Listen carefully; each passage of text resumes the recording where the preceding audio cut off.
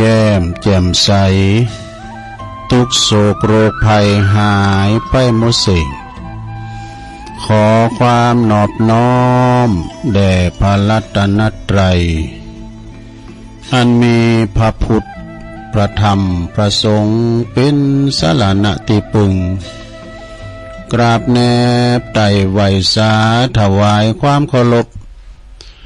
มายังครูบาอาจารย์พระมหาเถรานุเถระท่านเจ้าคณะพระสังฆาธิการพระภิกษุสามเณรเจ้าจุโตนจุองค์กุวัดวาอารามพลอมตึงสำนักติภักสงฆ์ตัวขอความเจริญในธรรมเจริญปอนมายังบรรดาปอออกแม่ออกศรัทธาตันสาธุชนนักศีลนักบุญคุณดีทั้งหลายบ่ว่าจะเป็นปอหลงแม่หลงปอลุงแม่ป่าตั้งปีป่าหน้าเอาอาศรัทธาตินจองห้องวัดเท่าแก่หนุ่มกำใจยิงตั้งหลายอันเป็นกีฬานุปถากสันนิบาตตานเข่าแตกตื่นมื่นตางมสวามหาวิทยุก็หมุนคืนมาฟังรายการนี้เปิ้นต่างชื่อว่ารายการสัพเพเหระปะกิณกะขอนลุงไก่แจ้งรายการเสียงธรรมแสงทองซึ่งก็มากันโตปิ่นบัจเจเทปเนาะมาเป็นรายการสดเป็นรายการแหลกที่มาสดเนาะซึ่งก็รับผิดชอบบริหารเวลาดำเนินรายการโดยต้นตัวแห่งอาตมาภาพเก่ากระผมตุลุงนันชัยวัฒนาคะเสโนคุณเก่าคุณเดิมคุณโบราณคุณบ่งามก็ได้มาทำนาทีนางอู่นางจ๋ามาปบปักกับปอออกไม่ออกศรัทธาสาธุชนทั้งหลายบางท่านบางคนนั้นก็ลับไหลอยู่ในห้วงแห่งความนิทราปินอาหารตาพักผ่อนสายตาในยามตีหนึ่งตีสองตีสามนี่โอ้ปินอาหารตารับโมนเนาะมันรับโมนปินการผักสายตาแต่ในขณะเดียวกันบางคนนอนคุณสวอย่างตัวลุงนี่การตื่นมาก็เป็นว่าใครลูกก็มันตื่นนอนบัดลับแล้วเน้อศรัทธาเนาะก็มาฟังรายการเราทำเตดน้ำเตดทำวันนี้เป็นวันเสาร์ศุกร์เอาเราเสาร์ก็เอาหน่วยก็จะมาทบทวนกรรมต่างๆเนาะกรรมยืนกรรมโยงกรรมอารัธนามสังต่างๆของบักกินก็หูเนาของบ้านเราก็หูลืมฉะนั้นวันนี้จะมีกิจกรรมเนาะยกวัดมาบ้านเป็นวันพระวันศีลพอดีหรออีปออีเมที่ว่าเดินเหินไปไหนมาไหนบ่ได้ไปวัดไปว่าก็จู้อ้อเนี่ยเด้อจู้อ้อเนี่ยนะแต่ก่อนอื่นนั้นก่อนที่จะแป๊ดตังสถานีวิทยุคลื่นบุญต่างๆเนาะตัวลุงก็จะนำไหวพระเป็นเบื้องต้นกันเนเพื่อความเป็นสิริเป็นมงคลกับตนกับโตกับลูกหลานตันเต่าครอบครัวอยู่ดีมีสุขเนอพร้อมแล้วกราบหนึ่งกราบสองกราบสามอิเมนาสกาเลนะพุทธังอภิปูชยามะอิเมนาสกาเลนะธัมมังอภิปูชยามะอิเมนาสกาเลนะสังฆังอภิปูชยามะอะระหังสัมมาสัมพุทโธภะคะวาพุทธังภะคะวันตังอภิวาเทเม สวากขาโต ภะคะวะตาธัมโมธัมมังนัมมัสสามิสุปฏิปันโนภะคะวะโตสาวกสังโฆสังฆังนะมามินะโมตัสสะภะคะวะโตอะระหะโตสัมมาสัมพุทธัสสะนะโมตัสสะภะคะวะโตอะระหะโตสัมมาสัมพุทธัสสะนะโมตัสสะภะคะวะโตอะระหะโตสัมมาสัมพุทธัสสะอิติปิโสภะคะวะอะระหังสัมมาสัมพุทโธวิจาจารณะสัมปันโนสุขโตโลกวิโตอนุตตโลปุริสตัมมาสาลาธิสัทธาเทวะมนุสสานังพุทโธภะคะวะติสวะคาโตภะคะวะตาธัมโมสันติติโกอากาลิโกเอหิปัสสิโกโอปันนะยิโกปัจจตังเวทิตาโปวินโยเหติสุปฏิปันโนภะคะวะโตสาวกสังโฆอุจจุปฏิปันโนภะคะวะโตสาวกสังโฆญาญะปฏิปันโนภะคะวะโตสาวกสังโฆสาเมจิปฏิปันโนภะคะวะโตสาวกสังโฆญาติตังจัตตาลิปุริสายุคาเนอัฏฐปุริสะปุคคลาเอสะภะคะวะโตสาวกสังโฆอาหุนายโยปะหุนายโยตักขินายโยอัญจลิกาลันนิโยอนุตตลังปุญญเขตังโลกัสสาติจะยันโตโปธิยามุเลสักยานังนันทิวัตโนเอวังตวังวิจัยโยโหหิจัยยสุจัยยมังคะเลอปัลลาจิตตาปัลลังเกสิเสปัทวิปุคเลอภิเสเกสัพพพุทธานังอากัปปโตภโมทัตติสุนักตังสุมังคลังสุปปะตังสุโหติตังสุขันโนสุโมโหโตจะสุยิถังพลัมมจาลิสุปัทขินังกายกัมมังวาจากัมมังปัทขินังปัทขินังมโนกัมมังปณิทิเตปัทขินาปัทขินานิกาตวันนะละพันตัตเถปัทขิเนสัพพิติโย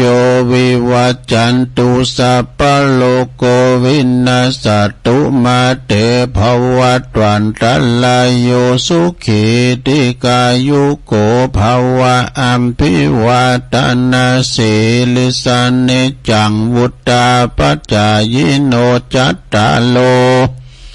ธรรมาวัฏันติอายุวันโนสุขังปะลัง เอาแล้วน้อศรัทธาญาติโยมต่างหลายตุลุงก็ปิ้นเก้าปิ้นโหนำสวดมนต์ไปปิ้นตีเรียบร้อยก็ขอคุณพาติตาไหลรัตนะผ่านแผ่วตั้งพระเกศเจ้าตั้งสามประการจงได้ดลบันดาลมาปกป้องคุ้มครองหักษาวัดวาอารามคงแก้วตั้งสามตลอดถึงครูบาอาจารย์พระสงฆ์องค์สังฆเจ้าเนาะเปิ้นอยู่กับวัดกับวาแต่มาเผยแผ่สัจธรรมคำสอนขององค์พระสัมมาสัมพุทธเจ้านะเปิ้นมีเมตตาธรรมเวลาว่าคำแรงมาเปิ้นก็จะสวดโยโกห้องลุกมาเมื่อเจ้าทำวัดสวดมนต์แล้วจะไปบิณฑบาตกุมเข่าพอออกไม่ออกก็ล่อยุมตัวหัวบุญมาจูถึงบ้านเนอวันใดที่เราได้ใส่บาตรเหมือนเขาสั่งสมบุญเนอได้บุญได้กุศลนะไปวัดซิบเตอเศร้าเตอมะเตาตุเจ้าพาน้อยมากุมเขาหน้าเฮินหน้าประตูหูเขาเตอเดียวนะศรัทธาญาโยมฉะนั้นได้ยินเสียงก้องมองก็ดีเพิ่นมาเป็นที่บาทก็หาข้าวน้ำปูจันนะอาหารตามแต่หามาได้เนาะข้าวสุกกาแล้วก็เอาอาหารการกินมาใส่บาตรเนาะศรัทธาเปิดเป็นการเดว่าอุปถัมภ์บำรุงว่าครูบาอาจารย์พระเนรเถรเจ้าเฮานะแล้วก็ขอให้ปอหลงแม่หลงปอออกแม่ออกนะมีสุขภาพพลานามัยสมบูรณ์แข็งแรงเด้อเป็นลมโพลมไสของลูกของหลานปิยวาจาอุโมนจ้าวานต่อลูกต่อหลานเนาะ ตัวลุงก็ขอแสดงความจิตใจเนาะเป็นบุญเป็นกุศลตั้งความปรารถนาดีกับอีปออีเมที่เดินเหินไปไหนมาไหนบ้านใดเป็นกำลังจิตกำลังใจเอาวิทยุเป็นกูเป็นเกมเนอะลงเนอะนะฟังนำฟังธรรมไปจึงมีวันคำภาคบันเทิงก็มีภาคธรรมะก็มีฟังกันไปแล้วก็ลูกหลานตานเต่าเนอจะออกคู่หมอโหเอารถออกก็ขอมีสติก่อนสตาร์ท รถมันหนักมันหลายระวังถึงรถเฮารถเปิ้นนะ เดินทางเขี่ยวขาดปลอดภัยทั้งขาไปและขากลับเนอนะตอนนี้ไปตุลุงก็เอ่ยไปตั้งสถานีวิทยุเนอที่เปิ้นมีบุญต่อโสดประสาทหูเฮาได้ฟังกันถึงจองถึงบ้านกันมีสถานีที่เปิ้นลิงสัญญาณไปตุลุงจะอู่ดีปานได้ก็ตามเนอมาถึงบับพดบับผิวตึกห้องสี่เหลี่ยมเนี่ยเนอตุลุงเปิดปุ๊บพี่นาก็เสริมสัญญาณปฏิวัติปากตั้งเจริญนะวัดปากตั้งเจริญอาจารย์พระครูอภิวัฒนวิกรมนี่เปิ้นปิ้นโหดจ่ายเนาะจ่ายไปปิ้นตีปิ้นตั้งนะที่เปิ้นหับสัญญาณเนาะก็ขอบคุณสถานีวิทยุในเครือข่ายที่เปิ้นหับสัญญาณรายการธรรมะภาคภาษายองช่วงเวลาตั้งแต่ตี 3 ถึง 5 โมงเนาะขอบคุณสถานีวิทยุคลื่นพระพุทธศาสนาการศึกษาและวัฒนธรรมของวัดไฟหินเนอตำบลสุเตปอำเภอเมืองเชียงใหม่ FM 104.50 เมกะเฮิรตซ์โดยเมตตาบารมีธรรมอาจารย์พระครูสมุวิสุวัฒน์วรกิจโจก็ฟังกันตั้งแต่เพลงมาแล้วก็เห็นเนาะพี่น้ององค์ขลงในเมืองคืนนี้คืนใหญ่ขึ้นลงไปไกลแผ่วหลายดอยขอบคุณสถานีวิทยุคณะสงฆ์อำเภอฝางตั้งอยู่ที่วัดพระพุทธบาทอุดมนำบ่อสาวาสำนักวิปัสสนา FM 100.25 เมกะเฮิรตซ์นะโดยเมตตาบารมีธรรมหลวงปอท่านพระครูสุจิตานุรักษ์ด็อกเตอร์เจ้าคณะอำเภอฝางนึแล้วก็ขอบคุณตุปีจำเริญโชติธรรมโมตุปีโจ้โดยนะตีลิงสัญญาณไปพี่น้องไม่อายใส่ประการฟังก็ฟังกันลงลายเนาะขอบคุณสถานีวิทยุแดนดินถิ่นล้านนาตั้งอยู่ในบ้านโฮงโงตำบลนำบ่อหลงอำเภอสันป่าตองเนอ FM 103.50 เมกะเฮิรตซ์ โดยคุณรุจิสมบัติเงาคำเน้อขอบคุณสถานีวิทยุคลื่นธรรมะของซุ้มโซนวัดห้วยตองซักตำบลคงเปาจอมตอง FM 98.75 เมกะเฮิรตซ์โดยเมตตาบารมีธรรมอาจารย์ท่านพระครูวาปีวรมานิตท่านพระอาจารย์ชาวลิตชัยยะวังโสโซนไต่สายแต่ก็ฟังตั้งแต่เพลงมาเหมือนกันกันเนาะขอบคุณสถานีวิทยุมนเสียงธรรมจากอำเภอแม่แจ่มเนอวัดบุผาราม FM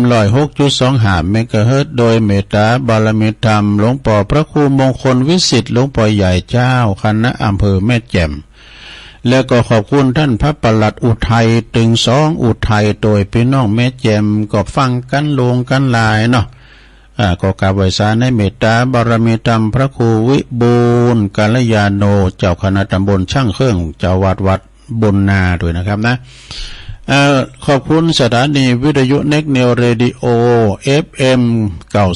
96.75 เมกะเฮิรตซ์ตั้งอยู่ที่บ้านจงตำบลทุ่งขวาวห้างหุ้นส่วนจำกัดอนุสรณ์เรดิโออำเภอเมืองปานจังหวัดลำปางนะขอบคุณสถานีวิทยุชุมชนคนเหนือเขื่อนตั้งอยู่ที่บ้านดงดำอำเภอฮอดจังหวัดเชียงใหม่ FM 90.75 เมกะเฮิรตซ์เนอะ ขอบคุณสถานีวิทยุเพื่อการศึกษาและพัฒนาอาชีพอาร์เรดิโอเน็ตเวิร์ก FM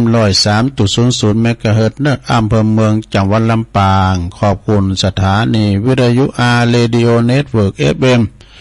99.50 เมกะเฮิรตซ์วิทยาลัยเทคโนโลยีเพื่อการจัดการกฟผ.แม่เมาะลำปางนะแล้วก็ขอบคุณสถานีวิทยาลัยสงฆ์นครลำปางมจรลำปางเนื้อวัดบุญญาวาสวิหาร FM 106.50 เมกะเฮิรตซ์เนอนะแล้วก็ขอบคุณสถานีวิทยุศรีคำเรดิโอบ้านนาเหลืองนอกอำเภอเวียงสาจังหวัดน่าน FM 92.50 เมกะเฮิรตซ์เนออันนี้ก็เป็นสถานีที่เปิ่นลิงก์สัญญาณให้พี่น้องศรัทธาญาติโยมได้ฟังกันไปถ้าหากว่าถึง5 โมงซ้ำนักแล้วนี่เกิดนะลงเด้อไปพาเมืองปุ่นน่ะพะเยาลำปุ่นน่ะเมืองนานกันยังบ่น่ะไปหมดนะพระสุโขทัยบ่ 7-8 จังหวัดภาคเหนือนะแต่อันนี้ก็เพียงเก่าสถานีเนาะก็ฟังกันไปศรัทธาญาติโยมทั้งหลายมาปบมาปะกันในยามค่ำคืนก่อนแจ้งเนาะก่อนไก่คันเลยนี่ตัวลุงก็มานั่งนั่งจ้ามาเปิดเพลงบักเก่าแห่งความหลังเพลงดังในอดีตตัวลุงเปิดเพลงบักเก่านะอีปอเนี่ยมาย้อนยุคสมัยปิ้นบ่าวเนี่ยปวดห้องเพลงนะก่อนสมัยเตี้ยวไอ้ดมว่านะเตี้ยวคำตุงคำหน้าไปแอวสาวก็เอาเพลงอันนี้กะเพลงหยังทูลทองใจ โปรดเถิดดวงใจกำสังกาในกูก็กูเดี๋ยวประวัติน้ำก่อนมีไฟฟ้ามยังสักสิ่งและมีกะหิ่งห้อย ก่อนนี้หิ่งห้อยนักได้กันเนาะเดี๋ยวนี้มันหายไปไหนฮะก่อนในเป็นละอ่อนเนี่ยได้หิ่งห้อยมาตรงมอไปกูมันตายเอาไว้ในสุดในมุงนะมันนึงมงในอย่างไฟฟ้าอ่อนๆแล้วดึกมันก็ปิดไฟไม่ได้มันตะโกเปิงไฟเหมือนกันน่ะต้นพวกเจ้าก็ปล่อยมันไปเฮอีกมันมีไฟในตัวนะแมงหิ่งห้อยแล้วก็ขามตุงขามหน้ากันไปเป็นหมูเป็นจุ่มเมื่อเราไปแอว3ก่อนเปิ้นนี่ไปแอวสาวกันโดดเตียวแอวกันลางพองก็เอาสีสะล่อซอซึ่งเอาซึ่งไปดีตัวต่างไปตุลุงยังเต้นได้ฟังอยู่เนอะสมัยแต่ก่อนนี่ปีตุลุงเนี่ยมีสาวเป็นปีสาว2 คนน่ะเปิ้นมาแอวกันก้าน่ะเป็นละอ่อนอยู่โดตามกล้องตามโหดได้ยินเสียงสีสะล่อเป็นดิ้งงอมเฮ้ยนะเปิ้นสีสะล่อสอจะมีหันลายตุลุงเคยแล้วก็คุณเฒ่านั้นนี่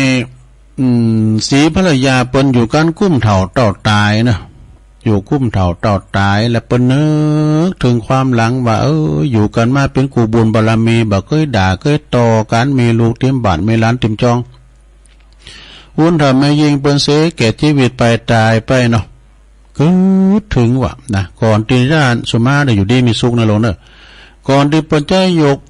สรีระลางของแม่อุ้ยแม่หมอนนั่นนะขืนบุญเชิงตะกอนเนี่ยป้าอุ้ยนั้นเนี่ยป้าอุ้ยนั้นเปิ้นเฒ่าแล้วเนาะเปิ้นอาการเดียวก่อนเนี่ยฟังเตื้อเนี่ย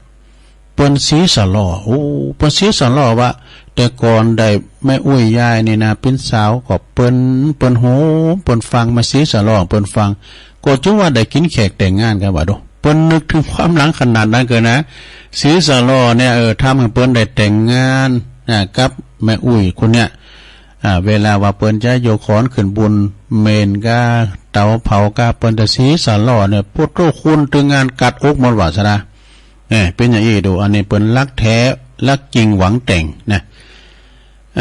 ศรัทธาญาติโยมวันนี้เฮา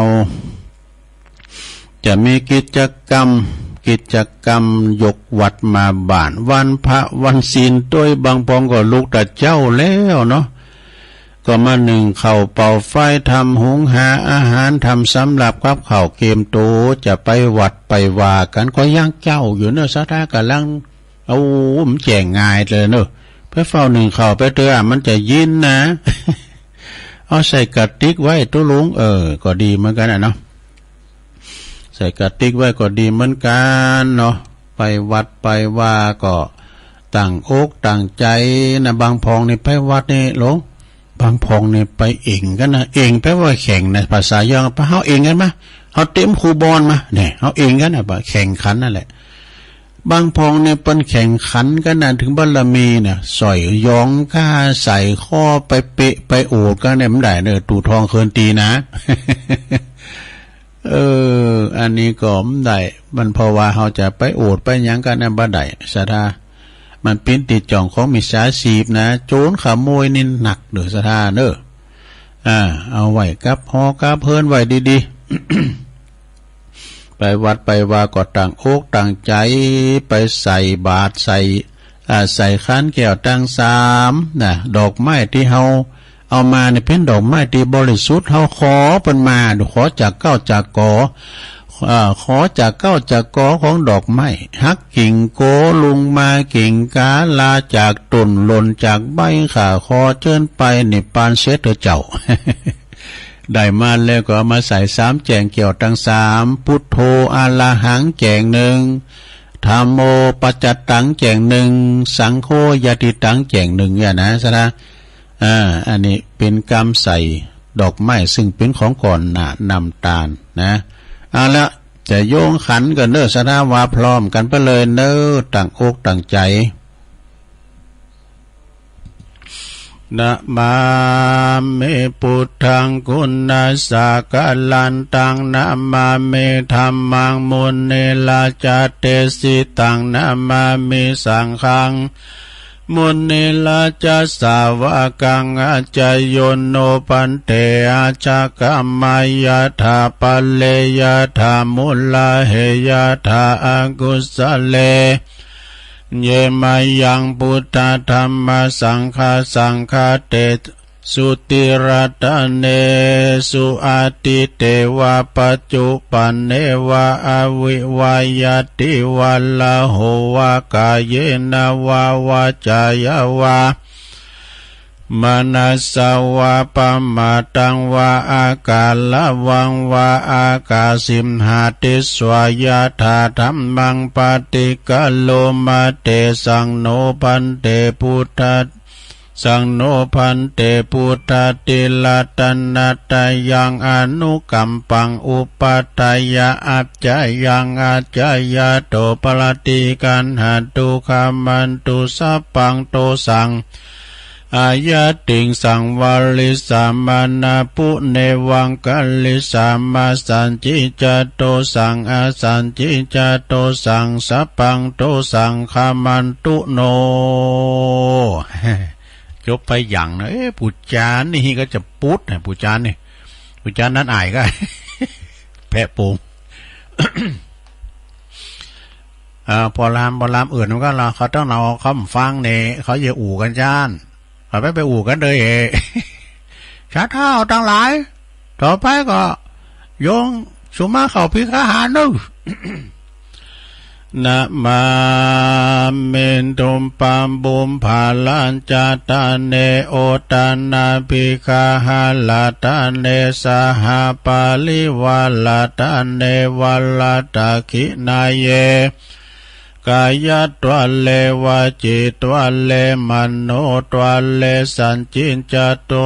สัญจิจปัมมเตนาวาอสัญจิจปัมมเตนาวากายกรรมเมนาวาวจีกรรมเมนาวามโนกรรมเมนาวาอาติตาโตสังปัจจุปันนโตสังสัพพังโตสังคัมมันตุโนตุติยัมปิตาติยัมปินามามิ ตุปะบุภาลาจัตตาเนโอตานาปิกาหาลาตาเนสหัมปัลลิวัลลาตาเนวัลลาตาคินาเยกายะตัวเลวาจิตัวเลมโนตัวเลสัญจิจปัมมเตนวาอสัญจิจปัมมเตนวากายกรรมเมนวาวาจีกรรมเมนาวามโนกรรมเมนาวาอาติตาโตสังปัจจุปันนโตสังสัพพังโตสังคามันตุโน จบไปทำอย่างหนึ่งแล้วศรัทธาญาติโยมทั้งหลายเอ้ย เอาเนอะต่อไปเนอะโยงเข้าไปเจ้าเนอะอิมังโอตันนาปินดาตานังเดลาตานานังสักจังเตมาปูเจมาตุติยัมปิอิมังโอตันนาปินดาตานังเดลาตานานังสักจังเตมาปูเจมาตติยัมปิอิมังโอตันนาปินดาตานังติลาตานานังสักจังเตมาปูเจมาติคาลตาหิตายาสุขายายาวานิปานายาสังวัตันตุโนเอาจบไปทำกรรมหนึ่งแล้วศรัทธาญาติโยมต่อนนี้ไปก็จะโยงเข้าบาทเนอะศรัทธาญาติโยมทั้งหลายไขฝากาติกเขากองไอออกจุงจะไม่ใครมืน โยเขาบาดจ้อใส่เก่าใส่โหเขาพินเจ้านะเขาในปิญญาติบกันได้กินเข่ากับวโรจะปินปิคุณเก่านี่ปวดตัวเข่าตกเฮนี่ละอ่อนขามยำเข่าก็ไม่ได้เพราะว่าเข่าพินเจ้า เข่าพินเจ้านะโยงขบาทสาตุโอกาสาโอตันนาปินดิปาตังตานังนิปานาปัจจโยโหนตุโนนิจัง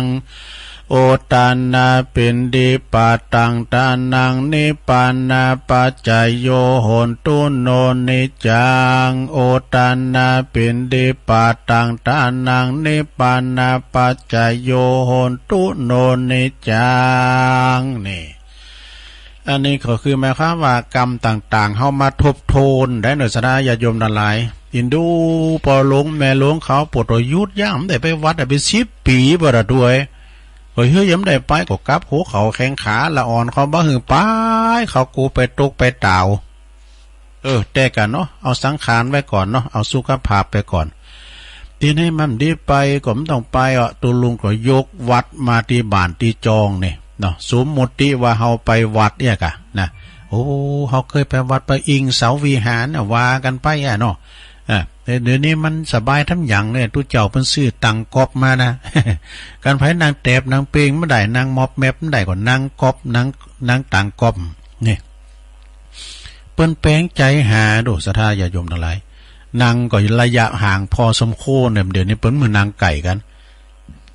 นางระยะห่างพอสังคมนะแล้วก็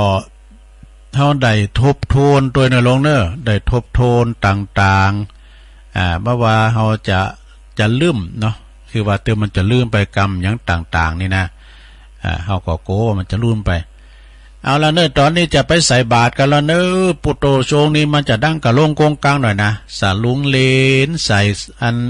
ขันก้ามันเอาปากันไปนะไปยายแถวโฮงหลงบน ตั้งแต่ห้องครูบามาเทวบุตรอยู่แถวหน้าเทวดาอยู่แถวหลัง จะไปอู่กันดักเงียบแล้วก็ขยมด้วยขยมมาเขาจูเขาปาเขามาบุญเขาอ่ะ สู้เขาอยู่ไหนเกมมาเนอะซามูไรข่าวสารกระสอบกะละมังทางเปอยู่ไหนมากลุ่มงมด้วยนะบ่เฮ้ย มาเฟซมาไล่อยู่นะกูเถ่ามาถึงว่าไปเนาะเอาเนอะนะตอนนี้ยายแถวเนอะไผถอดไผซุปแคบก็ถอดหมกไงโหแคบกับหมูไปเกี่ยวก็คือถอดแคบถอดหมกไงเนอะตอนนี้เอาอย่าเจาะใส่เก่าใส่โหละลึกนึกลำเปิงในใจว่าข้าวของข้าพระเจ้าขาวดังดอกบัวยกขึ้นเหนือหัวถวายแด่พระสงฆ์จิตใจจำนงตรงต่อพระนิพพานขอให้ถึงเมืองแก้วขอให้แคล้วบ่วงมารขอให้ทันพระศาสนาพระศรีอานในอนาคตการโน้นเทินนี่จอใส่เก่าใส่โหแล้วนะละเนอตุลุงทาเดินแล้วเนอพันนินทินเจ้าเขาเดินแล้วสุขโหมะไปใจเนอสถาจะไปอู่กันกอยเยาะกอยหยองกอยเอาเข่าใส่บาทเนอจะไปเสียเหรียญถูกบาทโอ้เขารุ่นแก้วไม่ไหนแก้วเขารุ่นเขาไปอยู่ที่ไหนว่าปากบตุลุงทาดำเลยดำเสกสอบันดำเลยอันนี้ตาใส่เข้าบาทมาแล้ววันนี้คุณหลงคุณหลายใส่เม็ดกันเองมาคุณหนักคุณหลายวันนี้สิ้นใหญ่สิ้นโลงเลยนะเนาะเดินกันเข้ามาหลังจากนั้นก็เข้ามาในศาลาเนาะตุลุงเขาไปก่อนนั่งอยู่อาจทรงติเตงกันสุดนั่นนะมี3-4ก้อ ตุเจ้าพระเนรมาหลายเนาะคุณนี่หาหลายรุ่นศาลาเนี่ยเมื่อเข้ามาแล้วเนอสถาญาติโยมหลังงับพับปากเนอเขาจะได้ประกอบพิธีแล้วนะ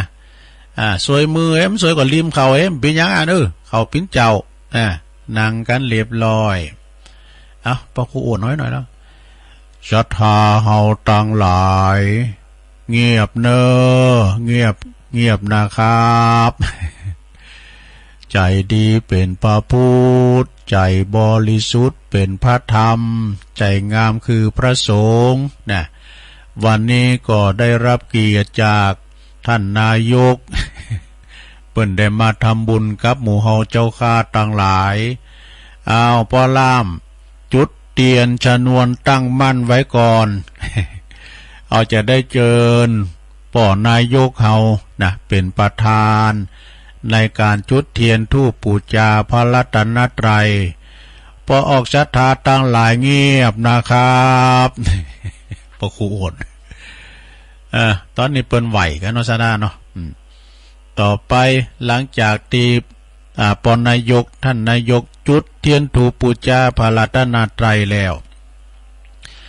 ผู้ช่วยเฮาผู้ช่วยเกณฑ์ขันศีลหือกับอันครูบากรรมหือกับตุลุงทากรรมแล้วโบราณเอาไม้หือผู้จานครับผู้จานเอาเลยเอาเลยมันลาแล้วควายแล้วต้องมันแตนเหมือนขาไฟใหม่ร้องข่าวแล้วเดี๋ยวจะไปมัดหอมกันอยู่ไม่สีเขาเอาเลยว่าเลยต่อไปนี่ศรัทธาญาติโยมทั้งหลายเฮาจะได้หับศีลห้าศรัทธาตั้งอกตั้งใจเหมือนกับเฮาไปวัดไปว่าศีลห้าบริสุทธิ์ฝังในจิตในใจของเฮาเจ้าขาดทั้งหลายพ่อจานเอาเลยมายังพันเตติสาละเนนะสหปัญจศีลานิยาจามะตุติยมปิมะยังพันเตติสาละเนนะสหปัญจศีลานิยาจามะตติยมปิมะยังพันเตติสาละเนนะสหปัญจศีลานิยาจามะนะโมตัสสะภะคะวะโตอะระหะโตสัมมาสัมพุทธัสสะ นะโมตัสสะภะคะวะโตอะระหะโตสัมมาสัมพุทธัสสะนะโมตัสสะภะคะวะโตอะระหะโตสัมมาสัมพุทธัสสะพุทธังสรณังคัจฉามิธัมมังสรณังคัจฉามิสังฆังสรณังคัจฉามิตุติยัมปิพุทธังสรณังคัจฉามิตุติยัมปิธัมมังสรณังคัจฉามิตุติยัมปิสังฆังสรณังคัจฉามิตติยัมปิพุทธังสรณังคัจฉามิตติยัมปิธัมมังสรณังคัจฉามิตติยัมปิสังฆังสรณังคัจฉามิติสสรณะคัมมานังนิธิตังปานาติปาตาเวละมณีสิกขาปะทังสมาธิยามิอทินนาตานาเวละมณีสิกขาปะทังสมาธิยามิกาเมสุมิจฉาจาราเวละมณีสิกขาปะทังสมาธิยามิมุสาวาทาเวละมณีสิกขาปะทังสมาธิยามิมุสาวาทาสุราเมลยะมัชฌะปมาตฐานาเวละมณีสิกขาปะทังสมาธิยามิอิมานิปัญจสิกขาปทานิสีเลนะสุขติงยันติสีเลนะโภคสัมปทาสีเลนะนิพุติงยันติตัสมาสีลังวิโสทะเยสาธุสาธุสาธุโอ้ตุลุงทาหิมพิษไปกับเฮ้ยใจลอยก็ตุลุงเอาหับไว้แล้วก็หลงเก็บไว้ดีๆนะหลงด้วยไปเสียมันหายเนอะศีลหาข้อนี่นะมังกรมงคลหาข้อเอาไว้กับเนื้อกับโตศีลปินอาภรณ์อันงามที่สุดนะไปหือมันหอมมันหายไปพองก่อมปิ้นยังศีลหนาตุลุงก็มาปั้นแถมเนาะอันเสาหนานะเสาหนามันขี่หายมันศีลข้อสี่เนี่ยนะอันมุสาเนี่ยมันนึกขีดจุพอง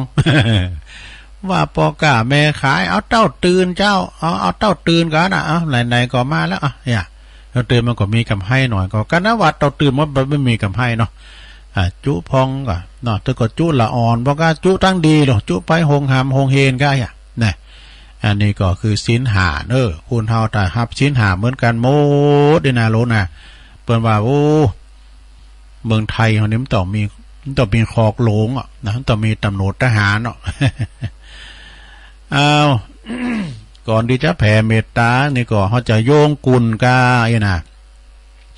เขาจะโยงกุลก็เดียวกันกาสวดพญานกยุงทองแล้วนะศูนย์นกยุง606160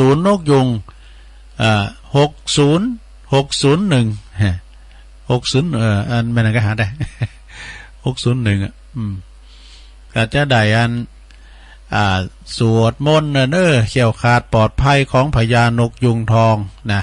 อุเตอเปอันนี้ตุลุงเจ้าวาโวยหน่อยนะเพราะว่าจ่ามาขี่ลุงเนาะหลวงเขาว่าเต้นเนี่ยมันได้ก็มันได้ก่อนปิ้นยังเด้อตุลุงจะสวดอุเตอเปก่อนอุเตตายัญจักุมาเอกาลาจาหลิสวันโนปาตาวิปาภาโสตังนามาสามิหลิสวันนังปาตาวิปาภาสังตายาสกุตา วิหาเลมุติวาสังเยปรมานาเวตากุสัพพะธรรมเมเตเมนะโมเตจามังปะลายันตุนามาตุพุทธานังนามาตุโปติยานะโมวิมุตตานังนะโมวิมุตติยาอิมังโสปาลิตังกัตถวโมโลจาลติเอสานาอเปตยัญจักุมาเอกาลาชาหาลิสวันโนปาทาวิปาปาโสตังตังนามาสามิหาลิสวันนังปาทาวิปาปาสังตายาสากุตาวิหาเลมูลติงเยปรัมมานาเวตากุสัพพะธรรมเมเตเมนะโมเตจามังปะลายันตุนามาตุพุทธานังนามาตุโปติยานะโมวิมุตตานังนะโมวิมุตติยาอิมังโสปาริตังกัตถวโมโลวาสามะกปายิติโมลบาลิตังเอาแล้ว อันนี้สูตรพญานกยุงทอง7 ปีก็เด้อนายพานแต่งจะหยับใดนะ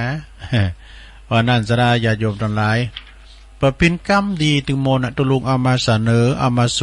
วดโยโกห้องหือปอออกสะท่าเขาเนี่ยนะเขี่ยวขาดปลอดภัยอยู่ขอหือมีใจไปตันใดขอหือมีโจกไม่ลาบนะลงเด้อผ่าแป้ขาเซิกศัตรูหมู่ม่านต่างหลาย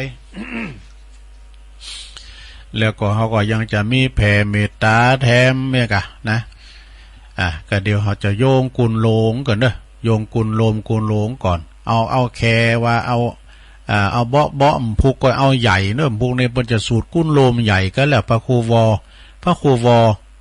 ทันวเนื้ออันคือพระครูวรธรรมนาถ วัดหนองเฮงเด้อนะสามทุนสันตุคาเดปฏิตาไลลาตันดาผ่านแผ่วปรังแก้วเจ้าทั้ง3 ประการผู้ขาตั้งหลายก็ยกมือ10 นิ้วขึ้นตั้งวางกิ้วไก่เกาเกษาผู้ขาจักขอนำมาสักการไว้คุณพระปิตามี21คุณพระมารดา12คุณพระแม่โพธิ์ศพ39คุณพระพุทธเจ้า56คุณพระธรรมเจ้า38คุณพระสังฆเจ้า14คุณอาจารย์มี10คุณกรรมฐาน8คุณไฟ6คุณลม7คุณแม่น้ำราตะคุณแม่ธรณี21คุณน้ำคงคา12คุณอัคคาลา33คุณศีล51คุณศีล82คุณศีล10 21คุณพระคุณจตุปาริสุทธศีลมี27อาลาคุณอาลาหันตาคือมรรค4ผล4นิพพาน1รวมเป็น9คุณอาสาสะปัสสะสะนิสาวะอาสาคุณพระวิหาร84,000ปันลังคุณพระมหาเจติยาเจ้า84,000ดวงผู้ข้าขออาลาธนาคุณเจ้าทั้งหลายเหล่าวันนี้จงได้มาเป็นสร้อยประดับสำหรับกายอันประเสริฐเมื่อผู้ข้าทั้งหลายกันว่าได้จิตได้ดับจิตเสียงชีวิตในสังขารปีใดเดือนใดวันใดยามใดคืนใดดังอันก็ดีผู้ข้าขออาลาธนาคุณเจ้าทั้งหลายจงมาเปิดประตูพระนิพพานคือเวียงแก้วแก่ผู้ข้าต่างหลายแด่เตือนนิพพานาปัจจโยโหนตุนโนนิจังนิพพานังปะละมังสุขังเนี่ยอันนี้ก็แล้วไปไหวกุนโลมย่าหลวงนะไหวกุนโลมนะขอคุณผัดติตหลายคุณลมปกป้องคุ้มครองหักษาอนิจจัมห้าของตุลุงสำลิดเนอร์ศพวากนี่ก็เม็ดแจ่มนะสัทธาต่อไปนิ่มอย่างแถมปูจานมีแถมละอีตังอย่างกินจิวันตาหน่อยวันตาโลงดูจะเป็นการต่อไป กิจกรรมน้องสัทธาญาติโยมทั้งหลายเอาแผ่เมตตาแบบไทยอะไรทำไมก่อนบ่เนาะแผ่ก่อนที่จะแผ่สัมภาษณ์ทั้งหลายแผ่ตัวเองก่อนนะลงเด้อนะ อาหังสุขิโตโหมิขอให้ข้าพระเจ้ามีความสุขนิทุกโขโหมิปราศจากความทุกข์อเวโรโหมิปราศจากเวรอภยาปัชโชโหมิปราศจากอุปสรรคอันตรายทั้งปวงอนิโคโหมิปราศจากความทุกข์กายทุกข์ใจสุขีอัตตานังปริหารามิมีความสุขกายสุขใจรักษาตนให้พ้นจากทุกภัยทั้งสิ้นเถิดนี่ อันนี้แผ่เมตตาให้กับตัวเองเนื้อศรัทธาญาติโยมทั้งหลายต่อไปเขาก็แผ่ให้สัมภสัตน้อยใหญ่เนาะสัพเพสัตตาทั้งหลายก็ดีนะเจ้ากรรมในเวรก็ดีว่าไปพร้อมกันไปเลยสัพเพสัตตาสัตว์ทั้งหลายที่เป็นเพื่อนทุกข์เกิดแก่เจ็บตายด้วยกันทั้งหมดทั้งสิ้นอเวราโหนตุจงเป็นสุขเถิดอย่าได้มีเวรแก่กันและกันเลยอภัยยาปัชชาโหนตุจงมีความสุขจงเป็นสุขเถิดอย่าได้เบียดเบียนซึ่งกันและกันเลยอนิคาโหนตุจงเป็นสุขเถิดอย่าได้มีความทุกข์กายทุกข์ใจเลยสุขีอัตตานังปริหะลันตุจงมีความสุขกายสุขใจรักษาตนให้พ้นจากทุกภัยทั้งสิ้นเถิดเอาแล้วเป็นไทยอะไรทำให้ก็จบไปสถาเนาะสถาญาโยมมันว่าเหมือนกันต่างถิ่นต่างแดนเฉพาะถิ่นเนาะบางทีบางแห่งเปิ้นเอาหนักแล้วนี่ก็นะโต้เปิ้นหำให้ปัดโต16จันฟ้า15จันดินก็แล้วลงอันนี้แค่บ่น่ะลงเด้อ เอาต่อไปเอาปืนบานเมืองเหนือเฮาเนาะลั่นนะเฮาแผ่เมตตาแบบปืนเมืองเด้ออีตังน่ะว่าพลอมกันไปเลยอิตังตานากัมมังนิปปานะปัจจโยโหตุโนนิจังอิตังศีลกัมมังนิปปานะปัจจโยโหตุโนนิจังอิตังภาวันนากัมมังนิปปานะปัจจโยโหตุโนนิจังยังกินเจกุสลังกตาปังกัมมังสะเปเหกาเตเหกาตังปุญญังโนอนุโมตันตุสุนันตุพลโตเยเตวะอัสสมิงฐานเนอาติงกาตาติงกายุกาสัตตาโหนตุสัพพสัตตาสุขีอัตตานังปาลิหาลันตุมาตาปิตาสุขีตาโหนตุทุกขาปะมุนจันตุสัพเพยติกาสุขีตาโหนตุทุกขาปะมุนจันตุสัพเพอะยาติกาสุขีตาโหนตุทุกขาปะมุนจันตุสัพเพปิสาสัพเพยัคขาสัพเพเปตาสุขีตาโหนตุทุกขาปะมุนจันตุสัพเพนัคขตาสุขีตาโหนตุทุกขาปะมุนจันตุสัพเพเทวาสุขีตาโหนตุทุกขาปะมุนจันตุสัพเพอาจาริยุปัจจยาสุขิตาโหนตุทุกขาปะมุนจันตุสัพพสัมปติโยสามิชันตุโวเอาแล้ว อันนี้เป็นอันหยาดน้ำแผ่เมตตาเด้อแบบปื้นบานลั่นนาเฮาบางบางแห่งมันก็เพี้ยนกันไปเนาะละปูนเชียงใหม่จะเพี้ยนกันไปหน่อยมีวะก้ำมีวะไอ้นะ วันตาหลงเนื้อวันตาหลงพระเจ้าหลงตึงเจติยะของเจดีย์ทรายปะไม้สาลีมหาโพธิหมดอะนะว่าพลอมกันไปเลยวันตาเมปุถังเมโตสังกามาตัมเมปันเตวันตาเมธัมมังเมโตสังกามาตัมเมปันเตวันตาเมสังฆังเมโตสังฆามาตัมเมปันเตวันตาเมกาโลโอปาจาลิเยสัพพังเมโตสังฆามาตัมเมปันเตวันตาเมกัมมัฏฐานังสัพพังเมโตสังฆามาตัมเมปันเตวันตาเมอาลัมเมปัตตสิมายังสัพพังเมโตสังฆามาตัมเมปันเตวันตาเมเจติยังสัพพังสัมปันธาเนสุมปลดินติตาสาลิลาธาตุมหาโพธิงพุทธรูปังสักกลังสัตตานังกัลโลเกเทวะโลเกพรหมโลเกจัมปูติเปลังกาติเปสัลลิลาธาตุโยเกสาธาตุโยอะระหันตาธาตุโยเจติยังกันตะกุติงจตุราสิติสหเสธัมมกันเตสะเปตังปาทาเจติยังอาหังวันตามิสัพพโสนะเอาต่อไป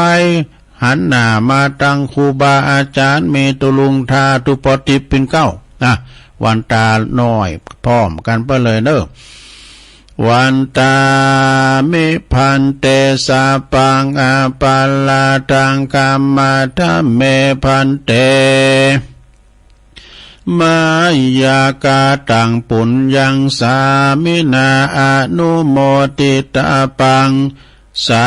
มินากาตังปุญญังไมหังตาตาปังสาธุสาธุอนุโมตาเมกัตตาโลธรรมาวัฏันติอายุวันโนสุขังปะลังสาธุสาธุสาธุตุลุงท่านี่เถ่านักแกสารภาพนักแกเนอะตุลุงท่าเขียวไม่สักหลิมแล้วเดี๋ยวนี้นะเขียวไม่สักหลิมแล้วกิจกรรมต่างๆก็จบลงไปเนอะศรัทธาญาติโยมต่างหลายเนาะอันนี้เป็นกิจกรรมยกวัดมาบ้านเนาะเดี๋ยวตุลุงขอจิบน้ำกันเดียวกันเนอะศรัทธา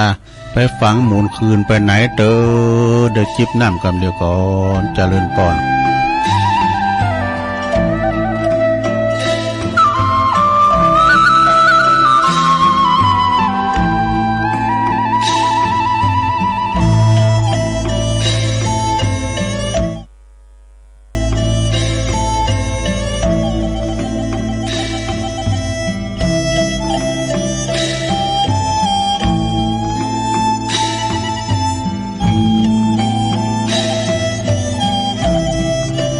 เอาแล้วศรัทธาญาติโยมทั้งหลายตุลุงก็จิบน้ำจุ่มคอมาเตียวไปเตียวมายืดสินยืดสายก็มานั่งมานั่งจากกันชั่วโมงที่2สุดท้ายเนาะบางตันบางคนก็ตื่นจืนมาแล้วนะตุปวดโต้ยแม่หนึ่งเข่าแล้วจะไปวัดอีนะ ไปเจ้าเขาเช่นตุเจ้าพยายามลุกตะก้าเป็นลุกทำวัดเจ้าสดโจโกห้องกันไปอีนะศรัทธาญาติโยมทั้งหลายเป็นว่าวันนี้เป็นวันศีลโดยวันเสาร์โดยเนาะวันพระวันศีลวันนี้แฮม8 ค่ำเดือน12แฮม8 ค่ำพรำว่าเป็นวันศีลก็เหลือทำ7 วันเนาะศรัทธาตามหนแห่งธรรมเปตพลีเปิ้นปล่อยเพศปล่อยผีนับตั้งแต่เดือน12ออกถึงวันเดือน12ดับนี่ วันที่14ก็ฮะเนาะเป็นวันเดินดับนี่นะสดาญาติโยมทั้งหลายจะนั่นไผย้ำได้ตานขันเข่าขันน้ำก็ดีก็ไปตาในเนาะไปวันธรรมดาก็ได้บ่ได้เจาะจงกับวันศีลนะไปวันธรรมดาเกิดถึงบุญกินบุญทานของปอของแม่เกิดถึงว่าอีปอก็ดีอีแม่ก็ดีเปิ้นปล่อยเปิ้นละมรดกตกถอดมาน่ะเป็นไห้นาป่าตั้งเลิกโซนไห้นาบ้านจองฮอเฮินนี่คือถึงเปิ้นกะเนาะเฮานี่กันมีพี่ตายอีแม่ปู่เก้าลำใหญ่วะนี่เฮาไปได้ขี่รถยนต์ไว้ คือฮอดปุ่นน่ะเนาะปีไหนก็ได้200,000 300,000นี่น่ะเฮาก็กึดฮอดตึงถึงเปิ้นเวลากินสลากหักไม่ก็ดีเขียนสินสลากไปนะอุทิศบุญกุศลไปหาปอหาแม่ที่เปิ้นลุ่มหายแต่จากเฮินจากบ้านจากจ้องจากลูกจากลานไปก็ยังบ่สายเกินแก่บ่แย่เกินไปบางคุณเนี่ยนึกถึงสัตว์สิ่งหิ่งห้อยสัตว์แมงโง่โตควายเปิ้นเอาเขียนสินสลากตานไปหาควายแม่ว่องควายปู่เบอะควายอีเพิก สัตว์ที่มีกุลใหญ่นะซะนะจ้างม้าโง่ควายเนี่ยเปิดกดตานหาหมดนะมีหันลายตุลุงกับเป็นที่ไข่โหเนอะอันนั้นตานไปเหอะรถอีซูซุกันเก่ามาแต่ปินลำปินลอยกับรถอีซูซุกันนั่นนะมีชีวิตจิตใจบ่ยังตานหาเนาะ ขายไปแล้วจ้ะโอละตานหารถอีซูซุกันเก่าเนาะเนี่ยความกตัญญูเนอะลงเนอะโอ้กุลคิดจะตอบแทนบุญคุณของปอของแม่นะปอแม่เฮาเมื่อว่าเปิ้นอยู่ก็สร้างครอบสร้างโคสร้างปึกแผ่นนะเขาของเงินคำสัมปติหรือว่าสร้างเลิกสนไรนาสมัยก่อนนี่เปิ้นบุกเบิกไฮนาหรอเนาะขุดเหมืองเต็นซะนะขุดเหมืองตันนี่เนาะ โดยเอาคอบุกนั่นนะขุดนะแปลงเมืองซะได้ก็นะแปลงเมืองแปลงฝายเดี๋ยวนี้ซ้ำง่ายเขาลิ่นแมคโครเนี่ยเนาะ เทคโนโลยีเนี่ยนะเนาะสดาญาโยมก็จะไปลืมเนอกินต้านอย่างก็ไปลืมปอลืมแม่กันแล้วกันนะเอาละตอนนี้ไปตุลุงก็จะเอาอันน้อมนำเอานะคติธรรมของพระมหาเถระที่เปิ้นละสังขารไปแล้วอันดับแรกนี้ก็จะเล่าถึงคติธรรมของหลวงปู่มั่นภูริทัตโตนะเปิ้นสอนไว้ว่ากายของเฮานี่นะเป็นที่อาศัยของจิตแล้วก็ตั้งจิตนะแปลว่าเป็นตั้งเดินของจิตเปรียบเสมือนแผ่นดินว่ายอมเมตางน้อยใหญ่เป็นตีสัญจรของสัตว์ทุกหมู่เหล่าดอกกายเป็นตีอาศัยของจิตเป็นตีเที่ยวไปมาของจิตถ้าจิตมัวยึดกายว่าเป็นของตนแล้วเมื่อนั้นก็ยอมได้รับความโศกเศร้าเสียใจว่าธรรมชาติของดีเนี่ยทั้งหลายเนี่ยยอมเกิดมาแต่ของที่บดีทั้งนั้นเนี่ยเกิดพอเราลงของที่บดีนะของที่ดีเกิดมาจากของดีนะสดาเนี่ยอุปมาเปรียบเหมือนดอกปทุมชาติหรือว่าดอกบัวเนี่ยนะอันสวยงามเนี่ยยอมเกิดมาจากโคลนตมขีดเปอร์กิโลในการลงเนาะอันเป็นตีของสกปรกว่าปฏิกูลน่าเกลียดอีดูแต่ดอกบัวนั้นนี่เมื่อเจริญป่นจากโคนตมแล้วยอมเป็นสิ่งที่สะอาดเป็นสิ่งที่ทัดทรงของพระราชาอุปราชก็ดีอามาตย์ก็ดีมนตรีหรือว่าเสนาบดีดอกบัวนั้นก็มีก็บังคับคืนที่โคนตมนะอีกต่อไปข้อเปรียบเทียบเหมือนพระโยคาวจรเจ้าผู้ประพฤติภาคเพียรพยายามนะยอมพิจารณาแต่สิ่งสกปรกน่าเกลียดนั้นจิตจึงจะพ้นจากสิ่งสกปรก น่าเกลียดนั้นได้สิ่งที่สกปรกน่าเกลียดนั้นคือตัวของเขาเองแน่เปิ้นบอกว่าผู้ใดมีปัญญาสามมีใจบ่มั่นคงถึงมีอายุตั้ง100 ปีก็ยังสู่เด็กน้อยที่มีอายุเพียงวันเดียวบ่ได้นะแต่เปิ้นมีปัญญาใจความเพียรเพ่งพินิจอยู่ประเสริฐกว่าบุคคลนั้นนะและเปิ้นว่าทุกอย่างในโลกนี่นะมีสภาพเป็นอันเดียวดุจหน้ากองใจเฮานี่นะโลกนี้ก็ลาบลงมดคือสว่างลงเตียนร่างกายของเฮาประมวลเข้าดังเดิมนี่แล้วเป็นว่าเกิดมาแล้วก็ต้องแก่ต้องเจ็บต้องตายเป็นธรรมดาสัจธรรมของชีวิตก่อนที่จะตายเนี่ยเฮาตานหรือยังตานเนี่ยตานนะหรือว่ายังบ่ได้เคยตานก็ตานเหอีน่ะเปิ้นว่าน่ะศีลเลาะยังบ่เคยรักษาก็รักษาศีลเหภาวนาเลาะยังบ่เคยเจริญภาวนาก็เจริญเหอีน่ะจึงจะบ่เสียที่ที่เกิดมาพบพระพุทธศาสนาจึงจะสมกับที่เกิดมาเป็นคุณดีของสังคมต่อไปได้สาธุเอโด อันนี้นะอันนี้คติธรรมหรือว่าคำโอวาทของหลวงปู่มั่นภูริทัตโตนะเพิ่นสอนไว้เนาะต่อไปพระมหาเถระแถมทันหนึ่งซึ่งก็เป็นมหาเถระที่อยู่ในความทรงจำเฮาได้คือถึงหามีลูกศิษย์ลูกหาเยอะแยะมากมายนะ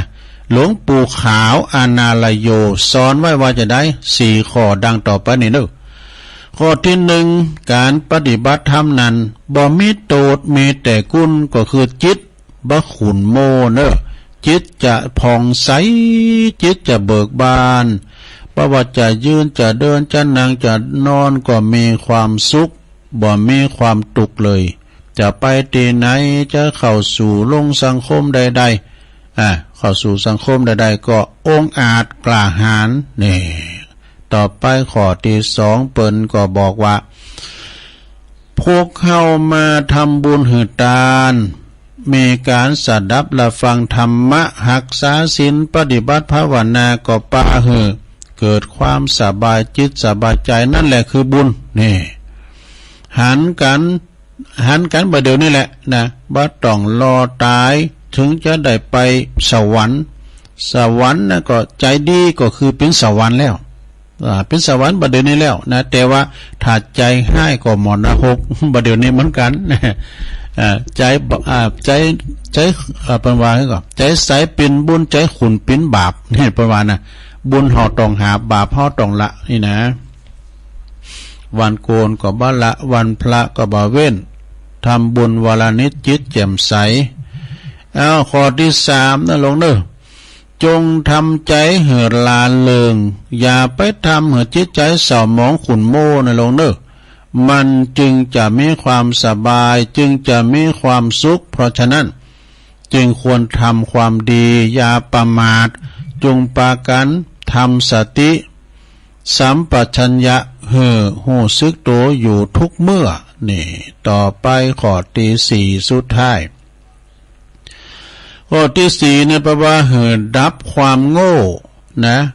อันเดียวเท่านั้นอย่างอื่นผลดับหมดเลยนะเนี่ยเพราะธรรมทั้งหลายไหลมาแต่เหตุธรรมทั้งหลายคือดีก็ดีชั่วก็ชั่วไหลมาแต่เหตุความโง่เนี่ยเป็นว่านะความบ้าเข้าใจนะคิดว่าเป็นตัวตนก็ได้รับผลคือเป็นสุขเป็นทุกข์สืบไปจบสาระอันนี้ของหลวงปู่ขาวอานาลโย4 ข้อต่อไปเอาปืนบานล้านนาหอยกำ1หลวงปู่ครูบาเจ้าพรหมมาพรหมจักโกนี่หลวงปู่ครูบาพรหมมาพรหมจักโกวัดพระพุทธบาทตากผ้าอำเภอป่าซางจังหวัดลำพูนมีข้อคิดหลายอย่างหลวงปู่ครูบาเจ้าพรหมมานี่ ปิ้นเป็นคุณอู่หน่อมเนอะบ่อุบัติเจ็บบ้าใหม่เปิ้นถ้าว่าพระเนี่ยเปิ้นจะกอยโกงไปอ่อนไปโดนะจะกอยสั่งกอยสอนเนี่ยลูกศิษย์ลูกหาเปิ้นหนักถ้าว่าเลอเก้าเลยแห้งมันลึกมันหนาลำไปสอนก็เอากรรมมันลึกมันหนาเปิ้นจะว่ามึงลูกไหนมาเกิด ครูบาเจ้านะมึงลูกไหนมาเกิดเปิ้นว่าสุดเสียงหานาเด้อกันว่าอีนะมีอยู่หลายข้ออยู่เน้อลงเน้อข้อที่หนึ่งหลวงปู่ครูบาเจ้าพรหมมาพระมัจจโกเปิ้นบอกว่าทำดีเป็นสีแก่ตัวทำชั่วพาตัวชิบหายเน้อสถาเน้อเนี่ยจะดีก็อยู่ที่ใจนะมโนบุพังคมาธรรมามโนมายามโนเนี่ยลืมหมดแล้วบดี ข้อที่สองบ่เลยหลวงข้อที่สองบ่มีภัยและก็สิ่งใดที่จะทำให้เฮาเป็นคนดีได้เท่ากับจิตใจของเฮาเองที่ตั้งไว้ดีชอบดีแล้วนี่ตั้งตนไว้ชอบนะหลวงเด้อข้อที่สามนี่หลวงปู่ครูบาเจ้าพรหมมาเนี่ยเปิ้นเป็นคุณยองยองอย่างตุลุงเนี่ยนะเป็นคุณป่าแพงเนี่ยนะเป็นคุณป่าเบาะกองงามเนี่ยซะนะเปิ้นก็บอกว่าข้อที่สามกูคุณนี่เป็นนักช่างสร้างชีวิตของตัวเองเนอะสุขและทุกข์ในชีวิตประจำวันนี่เป็นผลสืบเนื่องมาจากผลของการกระทำของตัวเองทั้งนั้นทั้งสิ้นเนอะสุขและทุกข์ก็คือจานแล้วเขาทำไว้อย่างพองไอ้นะข้อที่สี่ผู้ที่ตามดูจิตของตนโดยความเป็นธรรมผู้นั้นจักพ้นจากบ่วงแห่งมารนี่นะแล้วก็ข้อที่ห้านี่ยาวหน่อยเด้อสิ่งที่หาได้ยากนะหาได้ยากที่สุดสี่อย่างก็คือหนึ่งนะใช่ไหม ข้อที่หนึ่งการที่เขาได้เกิดมาเป็นมนุษย์นี่ก็เป็นของที่หาได้แสนอยากแสนเย็นนะแต่เนอะเกิดมาเป็นคุณนี่นะข้อที่สองแล้วข้อที่สองการที่เขาได้มาปกพระพุทธศาสนานี่ก็เป็นของหาอยากแสนอยากแต่ซะนะถ้าพอเพิ่นไปเกิดเมืองอื่นเนาะซะท่านเนาะน้ำทุน้ำถังน้ำโถมน้ำนองโอ้เป็นดีอานาถเปิ้นลุ่มหายแต่จากกันไปเป็นดีอินดูบ้านเฮาเมืองเฮาน้ำก็บ้านน้องใหญ่ภูเขาไฟก็บ้านระเบิดแต่ว่าแผ่นดินไหวก็มกพอหายพอดีนอสดาโมนกับกินกับตาลเนี่ยบ้านเปิ้นเมืองนอกเมืองนากันน้ำโถงนี่รถให้ได้ไหลมนสดารถเป็นเหือรถก็จัดนักมันยังไหลน้ำได้ลอยน้ำว่ะอย่างของงานลินละอ่อนถึงไหนล่ะดุข้อที่สามเด้อการที่จะมีโอกาสได้สดับรับฟังพระธรรมเทศนาก็เป็นคำสอนที่เป็นคำสอนของพระสัมมาสัมพุทธเจ้าอันเป็นสาระแก่นสารก็องค์เป็นอันของที่หาได้อยากแสนอยากเนี่ยสดาญาโยมเนี่ยเป็นของที่หาอยากแสนอยากนะสดาที่จะได้ฟังนำฟังธรรมนี่นะแล้วข้อที่สี่เนี่ยสดาการที่เราเกิดมาเป็นมนุษย์แล้วพบพระพุทธศาสนาแล้วและยังได้ฟังพระธรรมเทศนาแล้วจนบังเกิดเจตนาแก่กล้านะเจตนาแก่กล้ามีความมีความเหลื่อมใสแล้วประพฤติปฏิบัติตามจนได้รับผลดีเป็นของที่หาได้อยากแสนอยากแถมเหมาะ เนาะอันนี้นะมีสี่ข้อที่หกสุดท้ายของครูบาเจ้าพรหมมาพระมัจจโกวัดพระพุทธบาทตากผ้าอำเภอป่าซางบนบอกว่าคนโง่เอาใจไว้ที่ปากนี่คนฉลาดเอาปากไว้ที่ใจอันนี้ฟังกันบ่อยๆเนาะ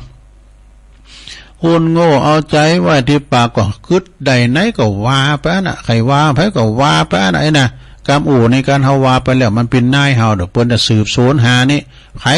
คิงหูมาจากไหนมันเลยเนี่ยสืบข่าวโอ้เป็นว่าคิงนี่ครับมันเป็นเก้าเป็นเหตุมาไว้อะไอ้นะใส่ความเปิ้นอย่างนี้มันอยู่ที่ปากเด้อถ้าว่าเฮาอู่ไปแล้วมันเป็นนายเฮาถ้าเฮาอู่เด้อมันเฮาเป็นนายมันเนี่ยนะคนฉลาดเอาปากไว้ที่ใจเนอเป็นคติคำคมหรอคติคำคม การเป็นตัวอย่างที่ดีย่อมมีค่ากว่าคำสอนใดๆแน่อันนี้จากปอตัวอย่างครูตัวอย่างผู้สูงวัยตัวอย่างและอุบาสกตัวอย่างในอดีตนะเปิ้นเขียนตั้งแต่วันที่23 กันยายน 2562อันนี้เป็นของปอครูศรีนวลแก้วสุขเนอเปิ้นมอบหมายถวายให้ตุลุงนะยามเดือนมกราเนี่ยเป็นปอบไผ่ยาด้วยเนี่ยซะดา เป็นปอบไผ่ยานะอันนี้ตุลุงก็มันๆนี่ก็มาทบทวนในการเราสู่จู้กันฟังในโลงเนอเป็นคำสอนของครูบามหาเถระที่เปิ้นได้ละสังขารไปแล้วเนาะอย่างของหลวงปู่ชาสุพัทโทนี่หลวงปู่ฟั่นอาจารโรนี่ย้ำลายอยู่เนอะสดาเนอะอย่าย้ำลายอยู่อันนี้ก็ก้อยว่ากันไปแถมเนาะก้อยว่ากันไปแถมต้องขอบคุณต่างปอครูเนอะปอครูเก่าอาจารย์ศรีนวลแก้วสุขนำดิบน้อยมาณโอกาสตินิโดยเอาละตอนนี้ไปสดาญาโยมตุลุงก็จะขอประกาศข่าวสารงานบุญเนี่ยกันเนอครูบาอาจารย์ก็จะไปลืมกันเนี่ยวันที่เก่าเนาะย่ำกันเต็มกำหนึ่งวันที่เก่าพวกวันคือวันจันทร์นี่กันนะสดานะเก่าตุลานี่ก็เขาก็จะโลมโตโลมคุณลมลดกันไปเขาจะไปไหนเขาจะไปปุ้นทำบุญที่วัดบุญญาวาสวิหารแต่ว่าจะไปโลมโตกันที่วัดสถิตนะวัดบรรพตสุมาเนวัดบรรพตสถิตเนอำเภอเมืองลำปางนี่นะวัดที่เป็นมีแมกใหม่นานาพันลมเลือนปิ้นลมณียสถานโอ้ไก่ป่าแลนสูงๆนะเนอะในเมตตาบารมีธรรมอาจารย์ท่านพระมหานพดลสุวรรณเมธีนะบารมีทันเปิ้นก็เปิ้นเป็นเจ้าคณะอำเภอวังเนอโดยเป็นผอ.มจล.ตัวนี้กันเนาะแล้วก็อาจารย์ท่านพระมหาสมชาติชาตปัญโยนะเปิ้นก็จะรอรับการถวายการตอนรับครูบาอาจารย์ตั้งหลายตีหลายตั้งนะตั้งสายตั้งเวงป่าเป่าก็ครูบาดอยท่านพระครูปฏิภาณธรรมทินพร้อมกับคณะของเปิ้นเนี่ยเปิ้นจะเอาหงตาลเขาจีจ้ำหยังพุ่นเด้อเขาจีขอลามหรือว่าสังจ้าเนาะก็แล้วแต่เปิ้นเปิ้นโหมตาลเปิดหงตาลนี่ก็ว่าเป็นน้ำอัดลมโคกแฟนตาสไปร์เมนโลกคล่องคลอชื่นใจเรียกก็สายตั้งดอยสะเก็ดก็ในเมตตาบารมีธรรมอาจารย์พระครูชลทานพิทักษ์นะครูบาแดงนางแมวลายเปิ้นเตทำนะเปิ้นก็จะมานะสายตั้งดอยหล่อนี่ก่อนในเมตตาธรรมอาจารย์พระครูอภิวัฒนวิกรมนะผู้อำนวยการสถานีคืนสีขาวก่อนจะนำปาครูบาอาจารย์พร้อมโดยสถาญาโยมปากันไป8 โมงหล่อมูลแล้วนะ8 โมงหล่อมูลก็ไปจุกันไปกินข้าวตอนไปฉันเพลงกันที่วัดบรรพตสถิตหันดู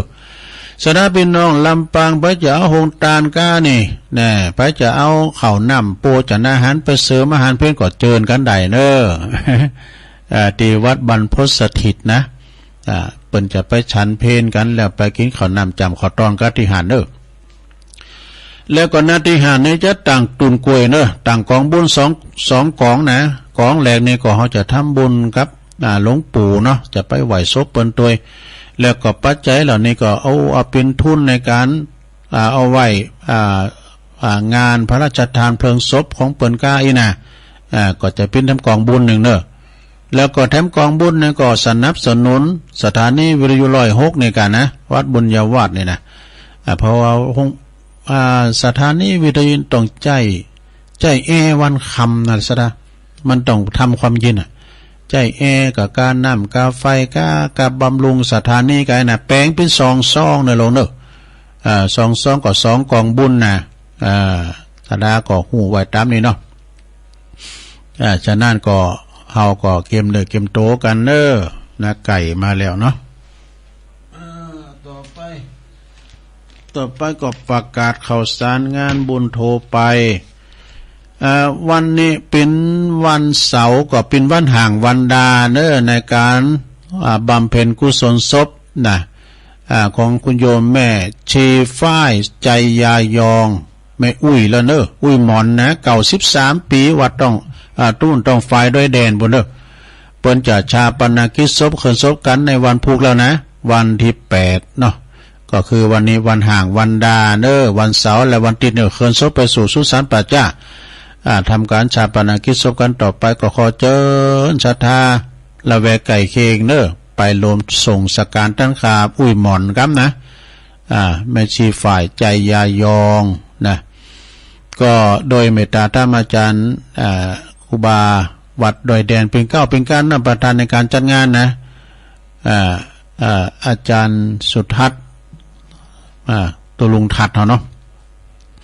ก็ฝากประกาศด้วยปอดุลปาฏิคำเนาะฝากประกาศปอาจารย์นิรันดร์คำลือเกียรติอันนี้ปอาจารย์นันลั่นเขานะ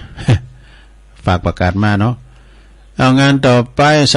สดาญาโยมไปลืมเนอะกอไก่อวสานแล้วนะก็ขอประกาศการทำบุญตักบาตรเทโวโลหานะแต่ละวัดแต่ละวัดพระธาตุดอยน้อยนี่ก็เหมือนเดิมเนอะเอาก็จะมีการตักบาตรเทโวโดยต่างตนต่างแต่ลานเชิงบันไดหนักเนี่ยไปสุดซอยสุดหนต่างเนาะโดยอาราธนาครูบาอาจารย์ตึงหมดตึง2ฝั่งปิ้งเนี่ยนะ108 รูป108 ตุนแต่เฮาถึงไหนถึงหันเด้อถึงไหนถึงหันโอ้อันไหนมาใส่ล้ำเลยนะก็ถึงไหนถึงหันเอาผาธนาจะเอาเก่าตุนน้ำอย่างก็อีก็ได้เนาะเขาน้ำโปรจนอาหารก็มีข้าวสารอาหารแห้งให้กันลงเนาะก็จะเป็นการสงฆ์ของครูบาอาจารย์นะเปิ้นตักบาตรแล้วเปิ้นก็เอาไปวัดของเปิ้นนะเพราะว่าจะออกแรงแห่งไข่มาแล้วเนาะมายำไวปลากระป๋องปุ้มปุ้ยแลกตาซอยก็ซื้อมาเด้อเนาะลงเนาะวุ้นเส้นของกายนะข้าวสารอาหารแห้งวันที่30ตั้งแต่ 6 โมงเป็นต้นไปที่เชิงบันไดนาควัดพระธาตุดอยน้อยโดยเมตตาบารมีธรรมหลวงพ่อท่านพระครูสาธุกิจจานันท์รองเจ้าคณะอำเภอดอยหลอดเจ้าอาวาสวัดพระธาตุดอยน้อยอันนี้เป็นผู้บังคับบัญชาตุลุงนะลูกพี่ใหญ่ตุลุง ปนเป็นประธานในการทำกุฏินะโดยอาราธนาพระเดชพระคุณหลวงพ่อท่านพระครูสุนทรธรรมานุโยคหลวงพ่อใหญ่เจ้าคณะอำเภอดอยหลอวัดพระธาตุของเขามาเป็นประธานทุกปีเนอะสดาเนอะมาเป็นกุฏิพี่น้องตั้งเหล่ายาวเนี่ยเปิดมากันหลงหลายตำบุญเหล่ายาวเนี่ยนะต่างงานแม่นงหลักเขาก็เนี่ยมากันหลายนะแล้วก็ที่วัดเกตกาลามตัวเนี่ยวันเดียวกันน่ะขับคืนไปไหนคือว่ามีวันเดียวนะ1 ปีมีวันเดียวเนี่ยวันเดียวตักบาตรเทโวโลหานะพระพุทธเจ้าเปิดโลกก็วัดเกตการามโดยเมตตาบารมีธรรมหลวงพ่อพระครูสันติเจติยากรเปิ้นนิมนต์สาธุเจ้าถึงหมดชาวเก่ารูปเนอที่วัดเกตกาลามเนอก็ไปตักบาตรข้าวสารอาหารแห่งกันนะแล้วก็ที่วัดธรรมวัดวิมลมังคลารามของวัดปุณณสนบุญนะท่านอนุสิทธิ์ตุปิสิทธิ์เขาเนี่ยท่านประหลงการลุนแก้วเซงเขาเนี่ยต่างผู้ช่วยสุวรรณตินะผู้ช่วยสมบัติตินะนี่แม่บอลลุมมาเป็นตาเขาเนี่ยนะเปิ้นก็จะตักบาตรแล้วมีมาฮอรสดด้วยนะมีแข่งฮื้อด้วยด้วยมีแข่งฮื้อดินรอบสระน้ำนะสระน้ำแล้วก็เปิ้นจะมีหลายอย่างนะก็กีฬาพื้นบ้านปีนเสาน้ำมันก้านี่เอาสตังใบเสาไปลอยนะ แล้วก็ที่สำนักสงฆ์มอนปู่อินด้วยเนอโดยเมตตาธรรมท่านพระประหลัดภพสังวโลเลขานุการเจ้าคณะตำบลยางครามเนาะอันนี้ก็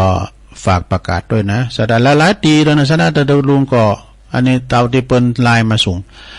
ในวันนี้ก็วันที่7ก็วัดป่าล้านนะสดาประจัดตานสังนะวัดป่ารกฟ้าวัดวังขามป้อมวัดปักทางเจริญนะแล้วก็วัดแม่ขานหลังถ้ำตัวลุงจะไปวัดหลังถ้ำนะกินของงานอะไรจะไปนะที่วัดอาจารย์นลินโลจาโนวัดของแม่ครูแสงสุริยมนจังโซนะก็ไปปะกันเด้อวันนี้นะที่วัดแม่ขานหลังถ้ำแล้ววันที่8วันพุธนี้ก็วัดฟ้านหลังเน้อก็ตานสังกาเนี่ยวัดม่อนห้วยแก้ววัดเหล่าเป้าวัดหัวขวงนี่อันนี้ตามที่ใบนิมนต์ ตีอันเปิ้นเขียนว่านะท่านเลขาเปิ้นเขียนว่าในกระดานตุลุงก็โจทย์เอามา24วัดหนองหองเด้อ24ตุลาพุ่นน่ะแล้วก็วันที่15ตุลาก็คือเป็นอันสลักพัฒน์ที่วัดเสาหินตำบลศรีโบบานเด้อปุ่นน่ะดอยติปุ่นนะท่านครูบาบุญส่งโสภณจิตโตเจ้าอาวาสแล้วก็ท่านพระมหาเอกพลชุตินทโลเนาะปนนิมนต์ตูเจ้าหลายเด้อซะได้เด้อวัดเสาหินนะวันที่15ตุลานะแล้วก็วันที่12ตุลาแต่กำหนึ่งก็งานประเพณีต้านข่าวสารรุ่นบาทว่าประจำปี66ณวัดสันขยอมตำบลดอยหล่ออำเภอดอยหล่อเน้อในเมตตาธรรมอาจารย์พระอธิการแจ้งสุทธิจิตโตเจ้าอาวาสนะแล้วก็โปรแกรมนั่นบุญทรัพย์ปัญญาซึ่งเป็นประธานชมรมกำนันผู้ใหญ่บ้านวันที่12เด้อตุลุงก็พาเลขาไปหับตาหน่อยนี่12ตุลานะมันในฟ้าแมพแล้วก็งานต่อไปสดาญาติโยมทั้งหลาย8ตุลาในวัดดอนชัยนะวัดแม่นนเขาด้วยเนาะแม่พิมพ์ก็นะวัดดอนชัยป่าแดดพุ่นนะเนาะแล้วก็วันที่7ธันวาคม7ธันวาคมนี่เพิ่นจะมีงานตัดหวายลูกนิมิตปลูกพระศรีมาที่วัดเจ็ดลินในเมตตาบารมีธรรมอาจารย์ท่านพระมหาพิษณุจารุธรรมโมนะโอ้งานบุญใหญ่นั่นนี่นะบนแจกดาบกันดูนะก็ไปรวมบุญกันงานบุญใหญ่วันที่7ธันวาคมงานปริวัติกรรมประจำปีของอำเภอดอยหล่อนะที่วัดม่อนฤาษีปักทางสามัคคี12ถึง22ธันวาคม12ถึง22ธันวาคมพระสงฆ์ทั่วประเทศไทยตั้งแต่500รูปขึ้นไปนะในเมตตาบารมีธรรมอาจารย์พระครูสุเมธธรรมเสวีเปิ้นก็ปินเก้าปินน้ำก็ทำกันกุปีนะจัดกันกุปีพระสงฆ์มาทั่วประเทศ500รูปเป็นต้นไปนะที่วัดม่อนฤาษี12ถึง22ธันวาคมแล้วก็วันที่11ตุลาลืมไป11ตุลานี่ก็วัดพระพุทธบาทตากผ้าเปิ้นจะกินสลากเด้อเปิ้นจะกินสลากกันที่วัดพระพุทธบาทตากผ้าถ้าว่ามีสังก็ไปปูจาสังปูจากวยสลากได้นะอาจจะไปปิ้นจะพาขันข่าวก็กูละ100ละขันข่าวละ50 บาทจนรวมงานทำบุญอุทิศถวายทักษิณานุปทานแด่ครูบาเจ้าอินตากตะปุญโญในวันที่2366นี่ก็ฟังเทศจากท่านพระครูรัตนวรรณสาธรครูบาเจ้าไกลลาดนะณอุโบสถดอนตองที่ปุณเนอวัดศาลาตำบลน้ำแพร่อำเภอหางดงนะโดยเจ้าภาพใหญ่ก็คุณพ่อบุญยงบุญเรืองนะฮะพร้อมโดยลูกหลานนะเป็นเจ้าภาพเป็นเก้าเป็นการพร้อมโดยคณะศรัทธาวัดศาลากูหอหลังคาเหินก็ปากันไปฟังเทศฟังธรรมกันฟังเทศฟังธรรมกันที่วัดศาลาซึ่งก็เปิ้นจะมีกันขึ้นในวันที่23เนี่ยนะวันปิยมหาราชพอดีลวดไปถึงงานบำเพ็ญหรือว่างานออกเม้นพระราชทานเพลิงศพครูบาเจ้าอินตากตะปุญโญนี่ก็ในระหว่างวันที่20ถึง24ธันวา20ถึง24ธันวาวันที่20นั้นก็อาราธนาสรีระลางอาลัยดวงวิญญาณของครูบาเจ้าอินตากตะปุญโญนอนขึ้นพระศาสตร์เบ้นใหม่นะนกหัสดีลิงแล้วก็บำเพ็ญกุศลตึงวันตึงกลางวันตึงกลางคืนกลางวันก็เวลา9 โมงเป็นต้นไปพระสงฆ์จำนวน20 ตุน30 ตุนกันตึงวันเมื่อคืนก็ฟังสวดอภิธรรมฟังเทศฟังธรรมวันที่20คืนวันที่20ก็พระครูอภิวัฒนวิกรมเปิ้นจะไปแสดงธรรมที่วัดศาลาศรัทธาโดยเมตตาบารมีธรรมศิษย์กตัญญูประธานในการจัดงานครั้งนี้ก็คือเมตตาบารมีธรรมหลวงพ่อพระครูโชติสุวรรณสอนก็ไปกินไปทานกันพระจะไปเปิดห้องทานกันนี่พระจะไปหับสังฆทานก็เจิญได้นะ10 ปอย20 ปอยมันเต่าปอยหล่อปอยหล่อนี่นะโอ้ตุลุงได้ไปเตอนะวัดเปิ้นงามสะอาดคุณดีเปิ้นตายปิ้นมิ้นเนาแผวเจ้าญี่ปุ่นฝรั่งมั่งค่าเปิ้นซบไว้หั่นนะหลวงพ่อครูบาโชติสุวรรณสอนเนี่ยเปิ้นใจดีใจกว้าง มีการมีงานก็ไปหานะมันง่ายไปวัดไปว่าเนี่ย ปราศจากการพนันสิ่งเสพติดต่างๆเนี่ยนะเหล่ายาป้าปิ่งก็ถึงมีไอ้นะเล่าไหววัดมาสบายประหยัดด้วยประการทั้งปวงตัวต่างมานางก็ไม่ได้คุ้นไกลถอยหวานจานจ้อนก่อนล่างหาหน่อยใจหาหน่อยนะ นะวัดศาลาเนอสดาเนอวันงานวันที่14 ตุลาเนอก็เปิ้นจะมีงานสลากที่วัดหงเป้าจอมตองนี่ไม่เหลียวเปิ้นฝากประกาศมาอุ้ยงานเปิ้นใหญ่ที่วัดหงเป้านะวัดของอาจารย์สมโพธินะอาจารย์สมโพธิหรือว่าตุปิโอนนะอันตุปิโอนนี่ก็เป็นพระสงฆ์ในตำนานเนอะ พระสงฆ์ตัดดิบเนี่ยหักดิบก็เป็นมาจำหนักพักพรรษาอยู่ที่วัดเหล่ามนทาทิพย์นี่นะอาจารย์อ้วนท่านอาจารย์สมโพธิเนาะเดินเนอะจะลงจะตักตังลายกันเนอะสะดาเนาะขอบคุณอุ้ยไหวสาเมตตาธรรมหลวงปู่ครูบาดอยเนอะท่านพระครูปฏิภาณธรรมทินเป็นกำลังใจตัวลูกตัวหลานนะตักมาตังลายเนาะพุทธิธรรมคนเดิมมาเนี่ยตู้มันจะธรรมดารองเจ้าคณะอำเภอลีวัดแม่ตื่นไหวสาบารมีธรรมนะครับเนอะแม่เดือนเพ็ญทิมวางอันนี้ก็น้องหานำบ่อโลงเนอะแม่ครูเกษินีโดยแม่พันธาวันนะป่าไม้แดงดอยสะเก็ดนี่แล้วก็แม่ครูทองคำที่วงคำอยู่เสาหินสีโบบานโยมแม่นวลนิชาวชาติโดยบรรจงกันทวงนำดิบเหนอฟังอยู่เนื้อตัวลุงยกวัดมาบาน แม่หลงสายฝนจันคุณนะพี่น้องหลายปิ้งน้องผักขาวไปตั้งปอคูเขาด้วยเนอะปอคูชัยทองขันด้วยนะแม่กำมลเขยกลางอันนี้อยู่น้องหานสันทรายโดยน้อยพัฒนาเปิดฟังตั้งแต่เพลงมาแล้วแม่จันสมนี่ก็คุณถาบกก้างแล้วก็อันนี้แถมไหวสาบารมีทำยกวัดมาบานจากโบกก้างเหมือนกันนะแม่น้องนะโดยเฉพาะวันเสาร์นะสีนวลสีจมแม่สีนวลสีจมแม่อายบนอะไรนะบันสันตุนโมงเนาะโทรมาก็ติดยาก็ขออันส่งไล่มาก็แล้วกันก็ตักตั้งไล่ก็ตักแล้วเนอะโยมกันหาสีเพชรจากกลางเวียงเชียงใหม่เนอะอยู่ฟังอยู่เจ้าจากเชียงใหม่นะโอ้ปลงมงคลมูลชีพ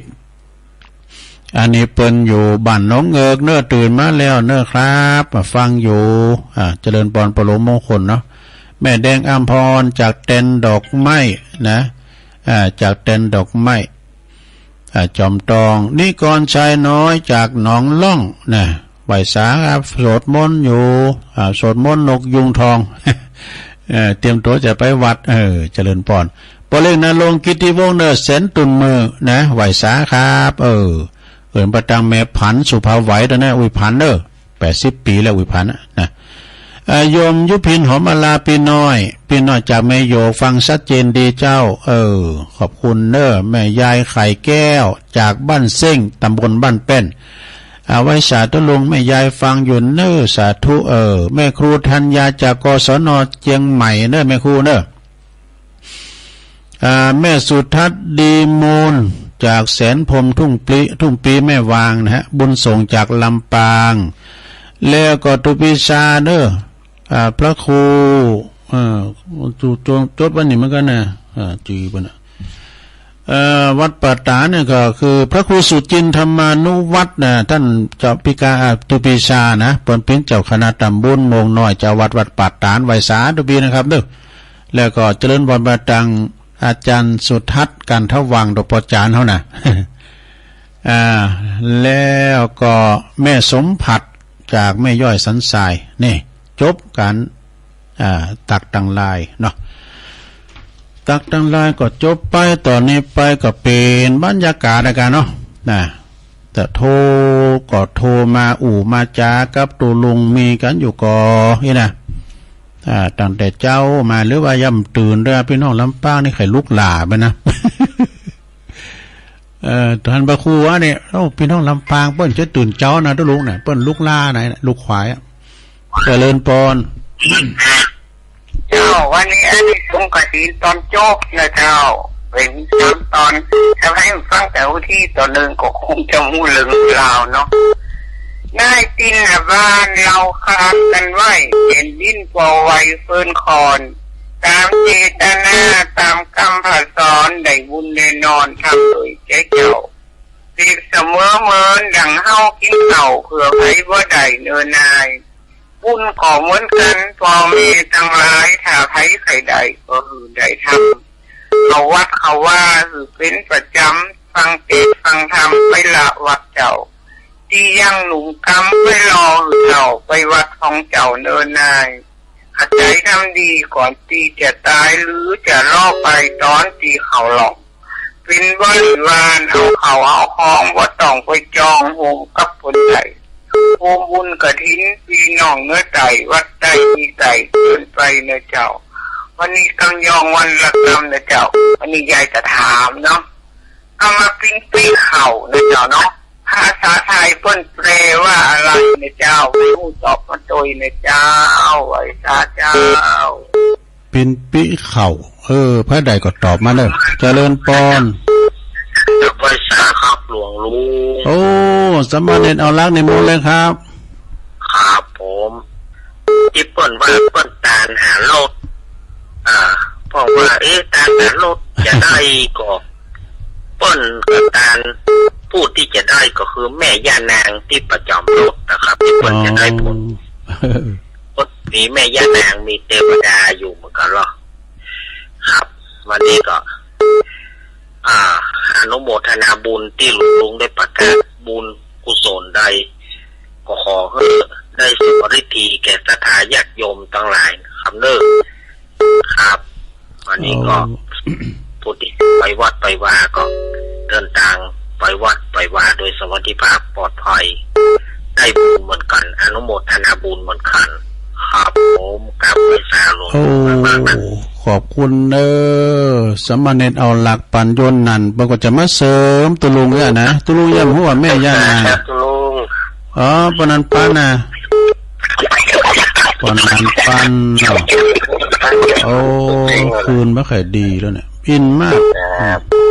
ฟังแต่ละปนันเนาะครับวันนี้ไปวัดครับจำเป็นกับตัวเป็นจานลูก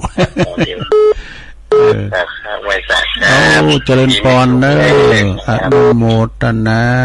ปอนันปันอินมาศนะทาดอนใจบนนั้นเนี่ยนะไม่ทาเจริญปอนเจ้าพระเจ้าตุลุงแม่สมพักเนาะฟังเจ้าแล้วเจ้าย่อยสันทรายคนโต๊ะกับตุลุงว่ะมีแหละมี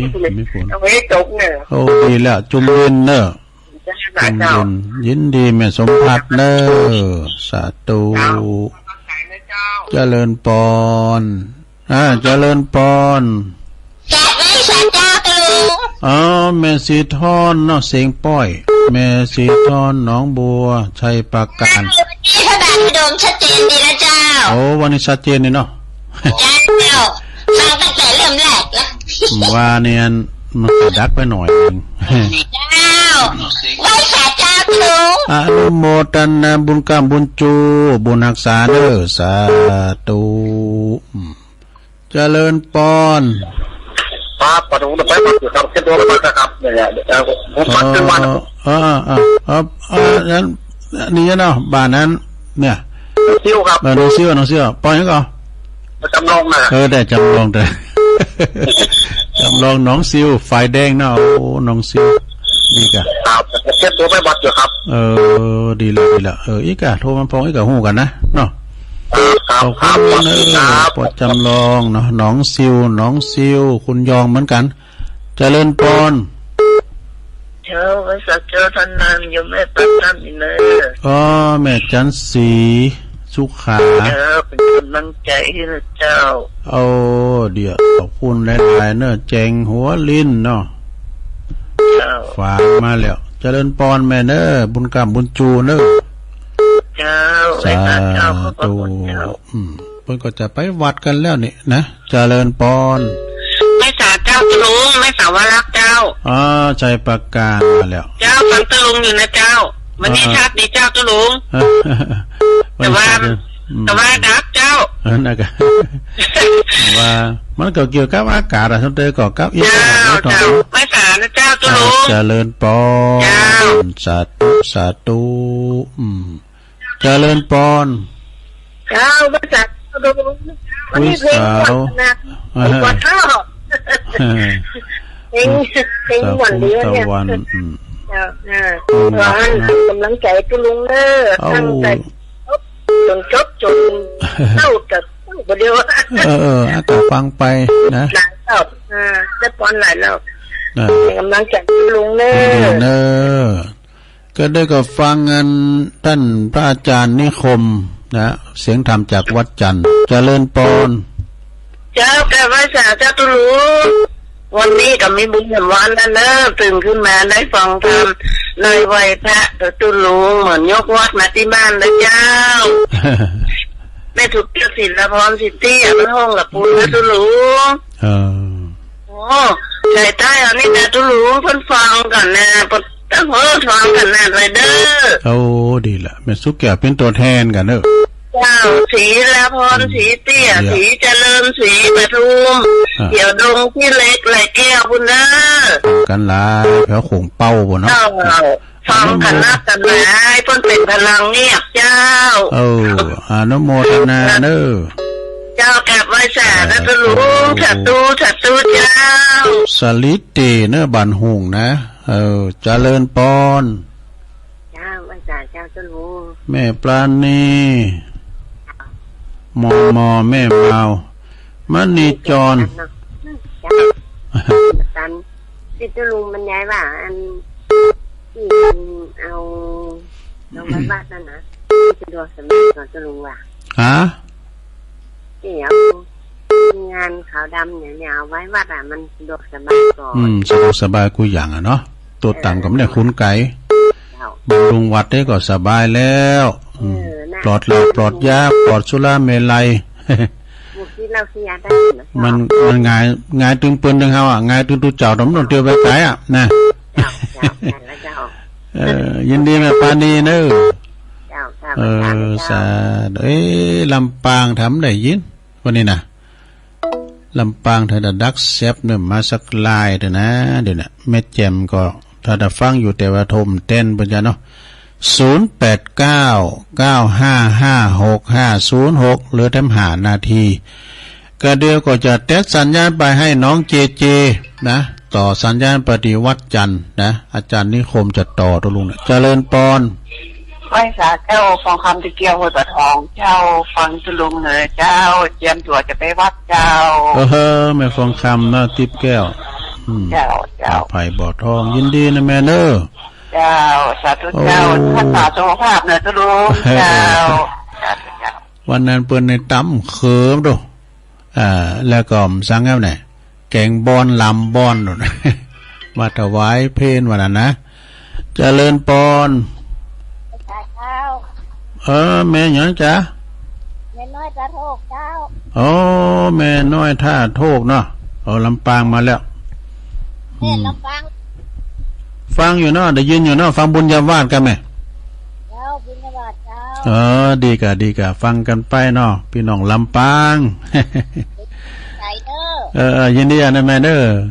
แม่น้อยสาธุโตตามกูเตือนเนี่ยกลางวันบ่แรงบ่เนี่ยสายบนดังนานลำปางนะ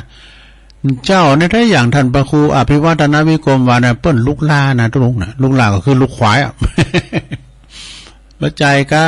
เปิ้นโทมเต้นได้กันหมดเนาะวางแล้วเนาะสายวางแล้วเนาะพระจะโทรมาก็โทรมาเนี่ยปักกันวันดีเก่าก็แล้วกันนะสำหรับพี่น้องลำปางนะเมืองเขลังนครปักกันที่หานะเนาะ2 ตีกันเนาะยามเจ้าวางก็ไปดักรออยู่ปุ้นวัดบุญญาวาสบ่ายโมงนะปักกันบ่ายโมงบ่าย2ก็เขาจะต่างกองบุญ2กองเด้อใส่2ซองนะลงเด้อใส่2ซองนะเจริญปอนเจ้าสาเจ้าแม่โบคำอินตยศเนาะเจ้าปิ่นน้องจากดอยหล่อเขานี่เองไกลๆเนี่ยนะเลยจะไปวัดแล้วแต่วันนี้วันศีล เจ้า ยินดีหลายๆเนอะบุญ สา หัก ธุ ษาสาธุมีโจกมีใจเจริญปอน พระเจ้าตุลุง แม่เพนขาวเตี้ยเอ้าว่าไป ว่าพระเจ้าแสงไฟสว่างตาแสงธรรมะสว่างใจสว่างตาได้แสงไฟสว่างใจได้แสงธรรมเจ้าฟังรัดเจนให้พระเจ้าตุลุงเนอะ ยินดีแม่เพนสาธุสาธุอันนี้ก็โซนไต่ก็ฟังอยู่เนอะกันว่าแม่สุกแก้วก้าแม่เพนโทรมาเนี่ยหมายความว่าโซนไต่เพิ่นฟังกันอยู่เนาะถ้าคงเป้ารอแต่แม่บุญปันศพเตี้ยบุเราฟังกันอยู่แม่เลี้ยวเขาอ่ะนะว่าจะคิดสลากหักใหม่14เนี่ยเนาะโตกับวัดเปิ้นใหญ่สะท้าเปิ้นก็กว้างมีปิ่นปั้นหลังคาเฮินบนอ๋อเป็นตาเดโมนสมโพธิจะได้ไปนะสมโพธิเนอะ242เจริญปอน ไปสายยาลุงฟังอยู่เนอะ แม่ยัง แม่คำปันมุนทามอยู่ลำปางเจ้า อ๋อคำปันบุญธรรมเนาะ เจ้า อยู่ลำปางอ่ะ เจ้าอยู่ลำปางเจ้าอยู่อำเภอเกาะคาเจ้า อ๋ออำเภอเกาะค่าเนี่ย เป็นลูกใจด้วยเจ้า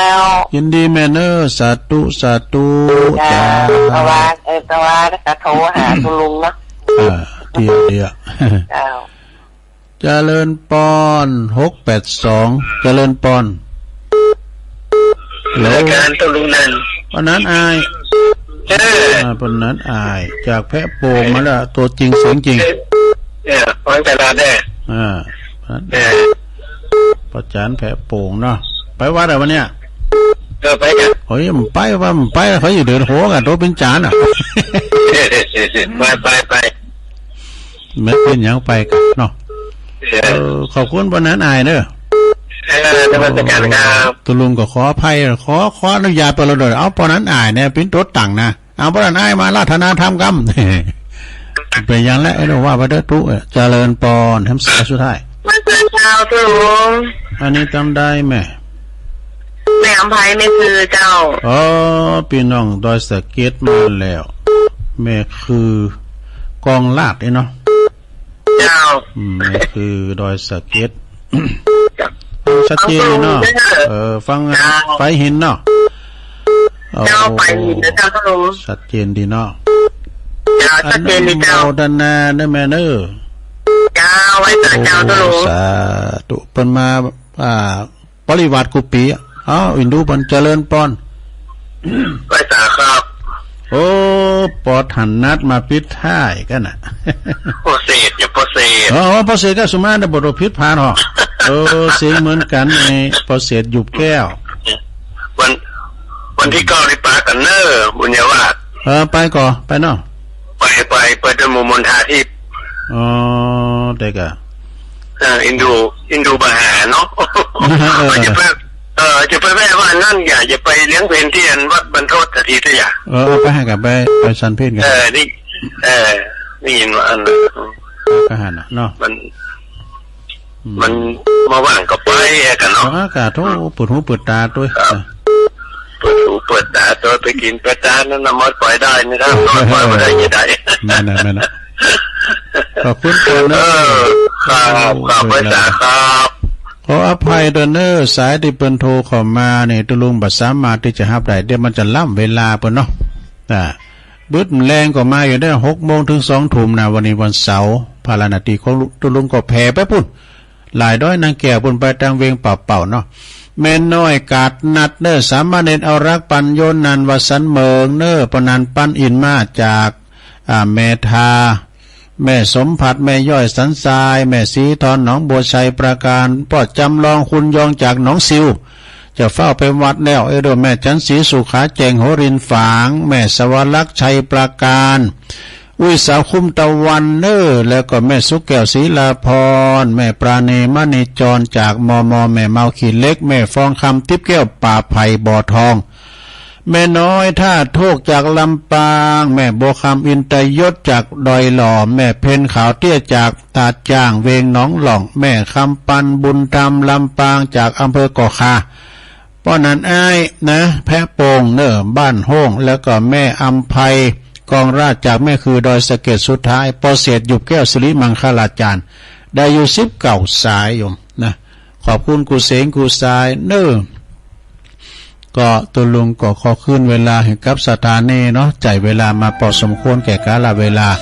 ตุลุงก็จะไปปวดศาลากาในประจุทุบจิเทียนไหวซะสวดมนต์สักหน่อยเดี๋ยวก็ศรัทธาจะขึ้นวัดมาวันนี้วันศีลเนอโจงดีมีใจเหมือนกันจุคนจุตันเนอจัตตารุธรรมาวัตันติอายุวันโนสุขังปะลัง